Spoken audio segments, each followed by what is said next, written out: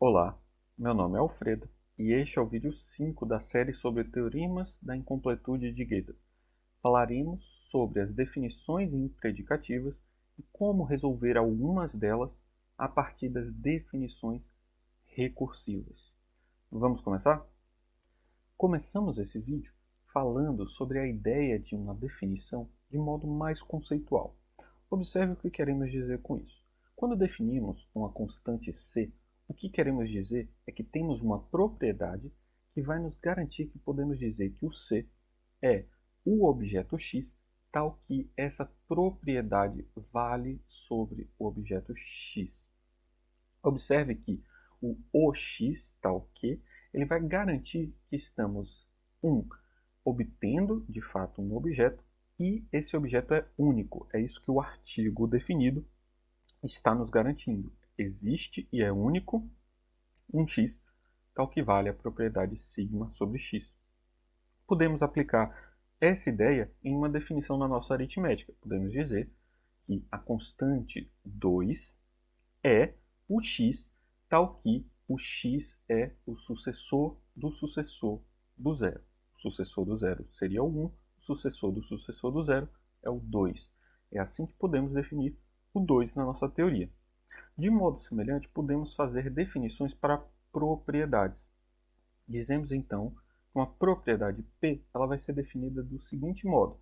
É a propriedade X, indicamos que se trata de uma propriedade usando uma letra maiúscula no X, é a propriedade X tal que a propriedade se aplica a dois objetos A, B, se e somente se vale alguma fórmula sobre A e B. Alguma propriedade se aplica entre A e B. Aqui estamos assumindo que a propriedade é uma propriedade que recebe dois objetos, mas poderia ser 3, 4 e assim por diante. A gente fez esse tipo de definição para a relação maior-igual. E nesse caso, nós temos que o maior-igual é a propriedade x que relaciona dois objetos AB se e somente se existe um z, tal que A é igual a B mais Z. Existe alguém em que somado com B resulta em A, isso é o que diz que A é maior ou igual a B. De modo geral, fazemos definições a partir da introdução de uma biimplicação entre aquilo que estamos definindo e uma fórmula. Por isso, se queremos introduzir um predicado P que se aplique a n objetos, vamos dizer que P se aplica a x1 até xn, se somente se vale uma fórmula φ para esses objetos. A φ pode ser tão complicada quanto se queira. Para funções e constantes, precisamos ter o cuidado de que funções sempre têm uma imagem única e as constantes também são únicas. Por isso, para funções e constantes, fazemos um esforço adicional. Se definimos uma função que diz que f de x1 até xn é igual a z, isso vai acontecer se e somente se existe e é único o y, tal que psi se aplica a x1 até xn e y, e vale também que y é igual a z. E de modo semelhante, vamos dizer que uma constante c é igual a z, vai ser definido, ou vai ser se e somente se existe e é único o y, tal que θ vale para y e z é igual a y. Agora, vamos avaliar o que está acontecendo nessas formas. Vamos dizer que a definição foi feita de modo predicativo, ou melhor, vamos dizer que essas definições elas são feitas predicativamente quando todos os termos usados nas fórmulas que usamos para definir, ou seja, φ, psi e θ, são conhecidos. Os termos usados são conhecidos. De modo geral, nós fazemos definições desse modo. Observe que as definições que fizemos na tela anterior foram feitas seguindo essa diretriz. O 2, para definirmos o 2, usamos a operação de sucessão que nós já conhecemos, usamos a constante zero e a linguagem de primeira ordem. E para definir a relação de maior ou igual, nós usamos a operação de soma e a linguagem de primeira ordem. Então, de modo geral, é assim que fazemos definições, mas isso não significa que é o único modo de fazer definições. Mas uma coisa importante de mencionar é que, como os termos têm que ser conhecidos para dizermos que a definição é predicativa, então, na fórmula φ não pode acontecer o predicado que estamos definindo.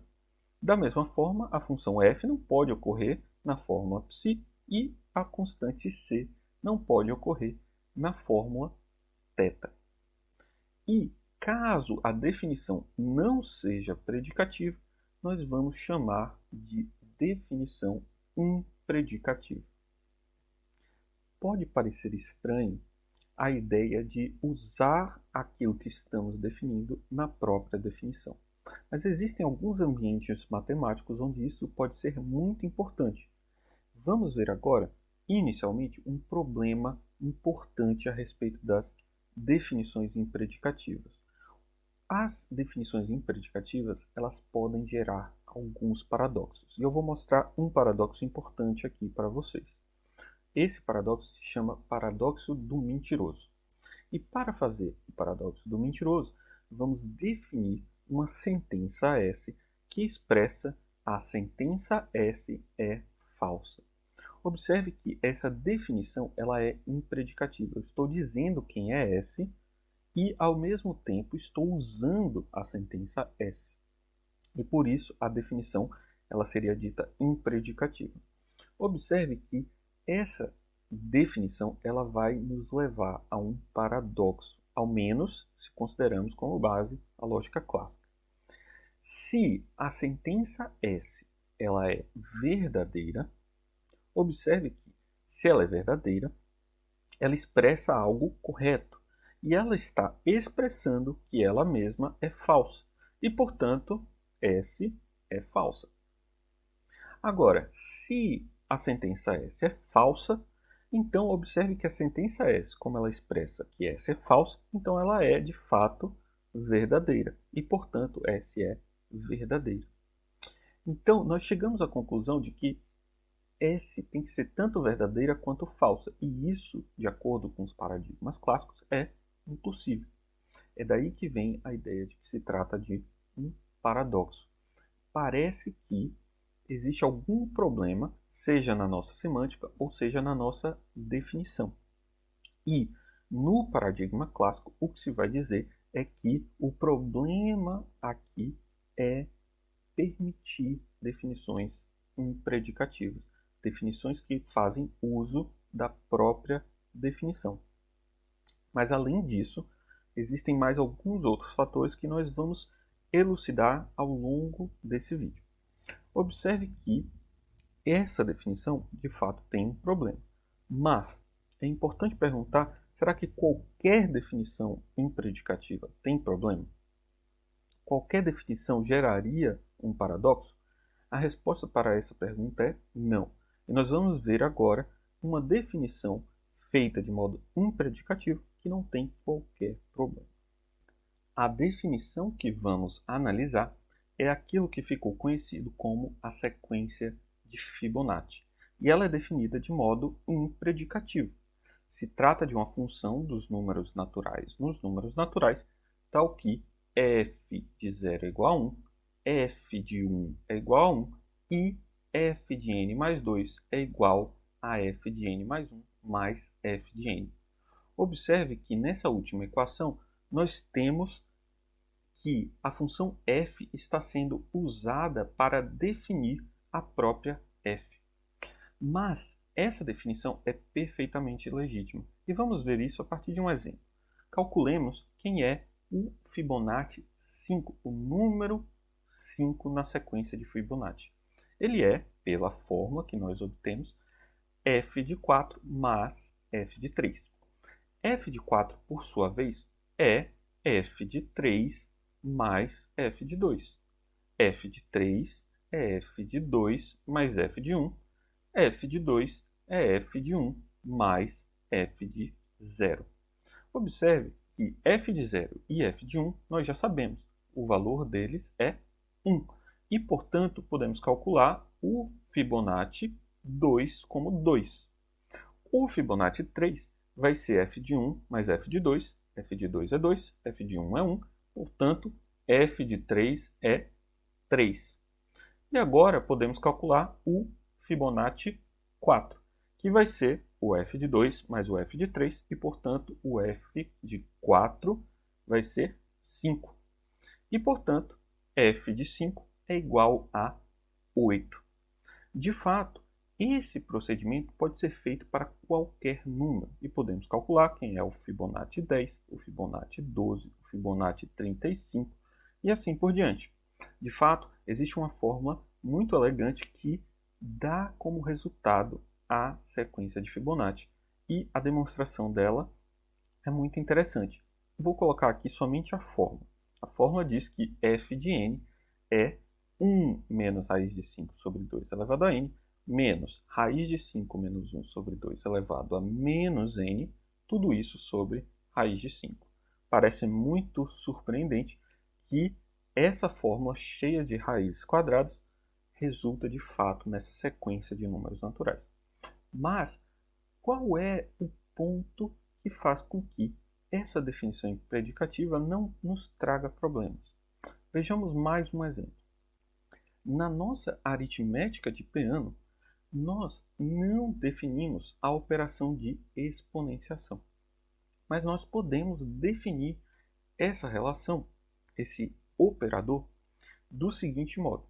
Nas condições de que ou x ou y são diferentes de zero, nós podemos definir x elevado a y mais 1 como x elevado a y vezes x.